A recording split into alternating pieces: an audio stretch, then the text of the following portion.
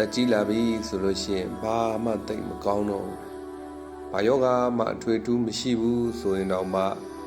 အိုနာတယ်နော်အိုနာတယ်အိုနာဆိုတာအိုလို့ကိုနာလာတာဒူးကမကောင်းတော့တာနဲ့ခါကမကောင်းတော့တာနဲ့ထိုင်တဲ့ခါမှလည်းပဲမကောင်းတော့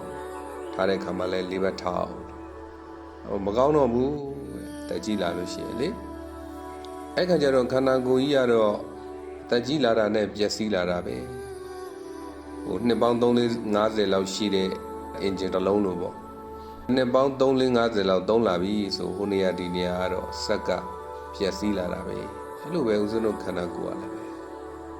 ဘာယောဂမှထွေထူးမရှိဘူးဆိုတော့မှအိုနာကတော့ဖြစ်လာတာပေါ့နော်အိုနာနာဒီနာနာအဲ့ကကြတော့နကုလပိတာကိုမြတ်စွာဘုရားပြောတဲ့စကားလုံးလေးတစ်လုံးဒါလေးကိုတို့တွေအမြဲတမ်းမှတ်ထားမှာတက်ကြည့်လိုက်လေအတုရကာယတမေတတောစိတ်တံနာတုရံခန္ဓာကိုယ်ကြီးကတော့နာမှာပဲတဲ့အဲ့ဒီနာကျင်ခံခဲနေတဲ့ခန္ဓာကိုယ်ကြီးနာပေမဲ့